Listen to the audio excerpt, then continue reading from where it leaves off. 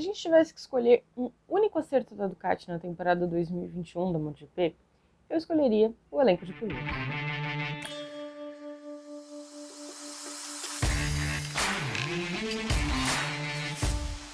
O assunto do GP às 10 de hoje é como a Ducati conseguiu acertar a mão na hora de compor, né, as suas estruturas, os seus times para 2021. Hoje a Ducati atende 3 equipes, né? Atende de modo de dizer, porque uma delas é a equipe oficial, tem uma equipe cliente que é a Pramac, que é uma parceria de longo prazo, né? É uma parceria que já vem aí de muitos anos e é a parceria mais sólida da Ducati. E aí tem a 20, VR46, que era uma equipe que até o ano passado, pelo menos, não contava com um suporte tão grande assim, mas que isso mudou com a chegada do Zarco. Aí esse ano tem também um ponto ali com o Luca Marini, VR46, porém ainda é a equipe onde essa parceria tem uma raiz menos profunda, vamos colocar assim. A 20 ainda usa motos de 2019, é a que tem o equipamento mais fraco, porém também tem um bom plantel de pilotos. Mas vamos começar ali pela ordem das coisas, né? Vamos pensar na ordem do campeonato. Então, no campeonato, quem está em segundo lugar é o Francisco Bagnaia, que é um garoto novo também, né? Ele tem 20 e poucos anos, 24. Tá ali, já tem uma certa experiência no MotoGP, né? Ele subiu depois de conquistar o título da Moto2. Demorou um pouco para engrenar, algumas pessoas chegaram até a suspeitar que talvez ele não fosse um piloto bom o suficiente para a MotoGP, mas acho que o Pecco, aos poucos, ele mesmo reconheceu no fim de semana que teve algumas dificuldades de adaptação no começo dele na MotoGP, mas nesse ano a gente já vinha vendo, né, que a primeira vitória estava chegando, já tinha acontecido em algumas corridas dele liderar, e aí sempre acontecia alguma coisa, às vezes uma quebra, às vezes um erro. Então, demorou mais para chegar, ele bateu na trave algumas vezes, mas chegou no fim de semana do Grande Prêmio de Aragão. E chegou de uma maneira que é incontestável, né? Por 7 vezes ele teve que se defender dos ataques de ninguém menos do que Marc Marques. E ele conseguiu ser efetivo nas 7 defesas, né? Eles trocaram de posição 14 vezes, trocou a liderança da corrida 14 vezes nas últimas 3 voltas.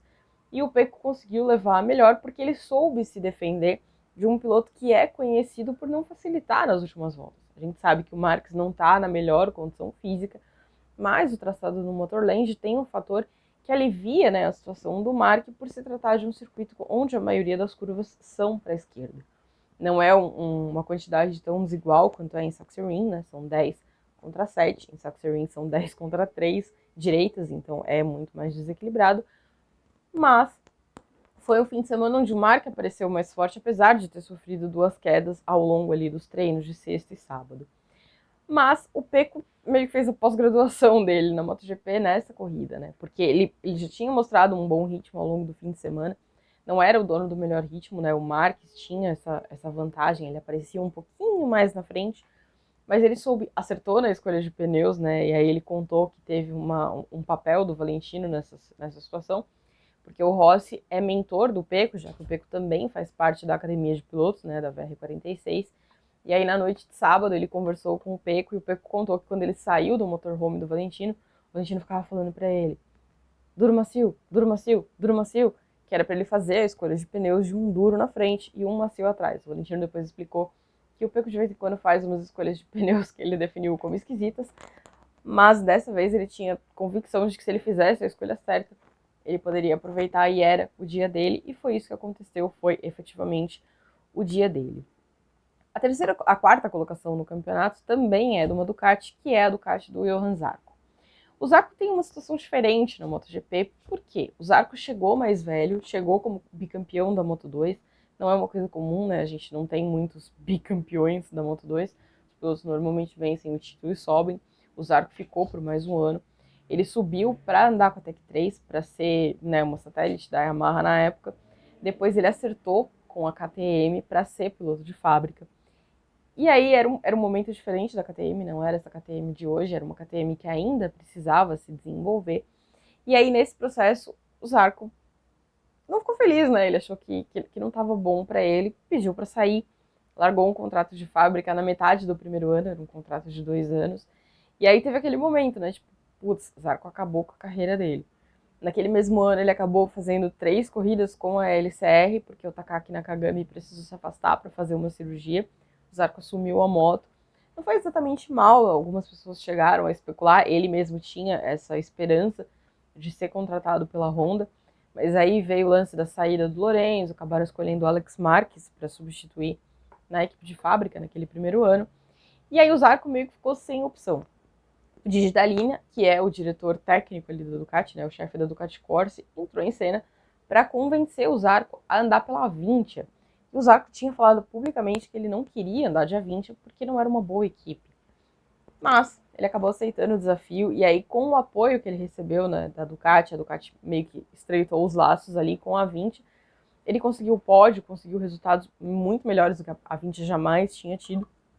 E com isso, ele garantiu o salto para a Pramac, andando com moto oficial, né? Porque a Pramac também conta com motos novas. Então, o Zarco chegou mais tarde, teve que passar por uma série de percalços, mas provou já, desde os tempos de Yamaha, que é um piloto talentoso. Só que aí tem uma coincidência entre ele e o Jack Miller, que é o piloto que está em quinto no Mundial, que é o piloto que era a grande aposta da Ducati para brigar pelo título esse ano. A irregularidade. O Miller já venceu 2 vezes, né? Ao contrário do Zarco, que ainda não venceu. O Miller já venceu 2 corridas, mas é só o 5º colocado na classificação. E tem quem diga até que a posição dele na equipe já começa a ficar ameaçada. O Miller também passou ali por uma caminhada diferente, porque o Miller não passou pela Moto2, né? A Honda promoveu ele direto da Moto3 para a MotoGP com um contrato de 3 anos, o que daria a ele o tempo para se adaptar, mas as coisas não saíram como o esperado. E aí o grande desenvolvimento mesmo do Jack veio dentro da estrutura da Ducati, né, com as motos da Ducati.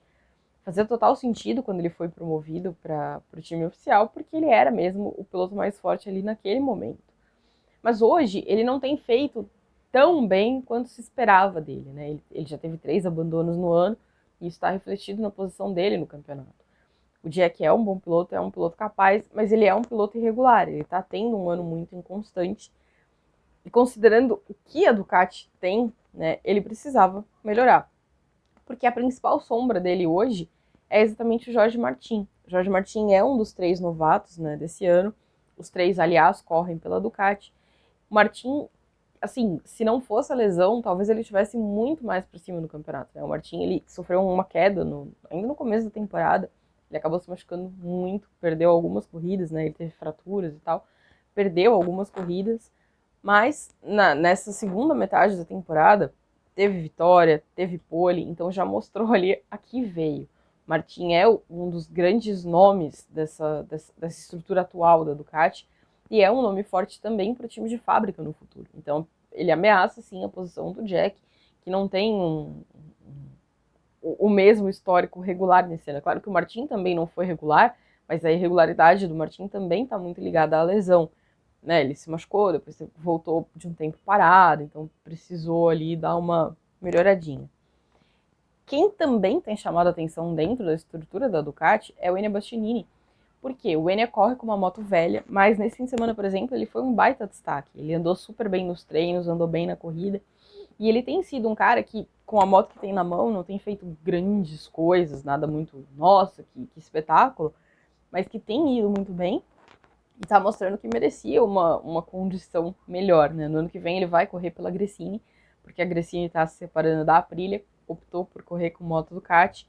Então muda um pouco a estrutura, muda um pouco o projeto ali onde ele está envolvido, mas ainda assim já é um cara que tá mostrando que tem muito, muito potencial para a MotoGP, para ser um protagonista na MotoGP. Dos 6 pilotos, quem ainda, né, não encantou foi exatamente o Luca Marini. O Luca tem um bom resultado na MotoGP, que foi aquela corrida tumultuada pelo flag to flag e tal, não terminou tanto atrás, mas no geral não tem sido um ano muito espetacular para ele.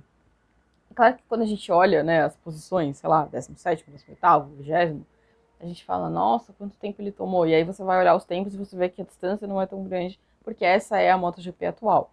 Mas o Luca, dos 6, é o cara que não encantou.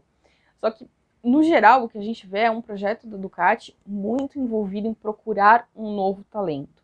Se a gente olhar para os 6 pilotos, o Zarco e o Miller são os mais velhos, mas é uma equipe muito jovem, com 3 novatos nesse ano. Ano que vem provavelmente serão 2 novatos, porque aí ela passa a ter 8 equipes, né, com a Gresini e a VR46. Na VR46, uma das vagas é do Luca, a outra ainda não foi oficializada, mas deve ser do Marco Bezek, então um estreante. A Gresini vai ter o Fábio de Gian Antônio, que também será um novato.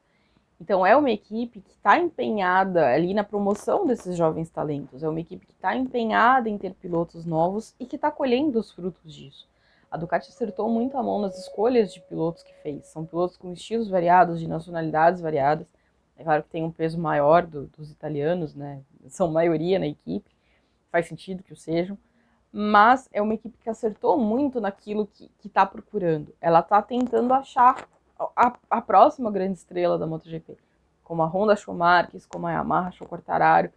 Então a Ducati está empenhada em conseguir, né? Anos atrás a gente sabe que o maior sucesso da Ducati no Mundial veio com um cara que era basicamente um novato, né? O Stoner tinha feito uma temporada com a LCR, mas ainda estava ali fresco na MotoGP. Ganhou o título de 2007, é ainda o mais bem sucedido de todos os pilotos da Ducati. Então tem esse empenho deles. A gente ainda vê alguns tropeços, né? A Ducati melhorou muito a moto ao longo dos anos, isso é notório. Da Ducati que a gente viu em 2013, por exemplo, não tem nada que se reconheça nessa Ducati de hoje, porque é uma moto completamente diferente, é um nível de performance completamente diferente, mas o grande acerto está mesmo na escolha de pilotos. Né? Ela soube compor a equipe com uma força muito, muito grande e de competências variadas. Né? Alguns pilotos têm um estilo diferente do outro, uns demoraram mais na adaptação, outros demoraram menos, mas de qualquer forma, é um grupo de piloto, os 6 atuais, são um grupo compõem, né, um grupo de piloto muito forte. E o maior acerto da Ducati é efetivamente esse, porque ela soube montar uma equipe com talentos variados, mas com talento. Essa era a parte mais importante, ter talento. Ah, pode ser que não sejam os pilotos mais fenomenais da história? Talvez não sejam, mas são pilotos capazes, são pilotos que podem colocar a Ducati aonde ela tanto quer estar, né? Porque ela nunca mais conseguiu repetir o que fez em 2007. Então são pilotos que têm essas competências. Eu acho que o Pecco está em grande momento e eu acho que faz total sentido que o Pecco seja a próxima grande aposta da Ducati. Porque demorou para chegar, mas ele veio flertando ali com essa primeira vitória, veio com bons resultados, é um cara que conseguiu pódios aqui, pódios ali, e a atuação dele no Motorland é uma coisa que vai ficar na memória da Ducati certamente. Né? Ele conseguiu apoio de número 50, fez um fim de semana ali impecável. Então faz total sentido. E o Miller vai ter que correr atrás para não ser engolido pelos jovenzinhos que tem nas outras equipes. Me conta aí o que vocês pensam. Quem é o melhor piloto da Ducati para vocês nesse ano? Deixa aqui nos comentários e a gente se vê semana que vem. Valeu!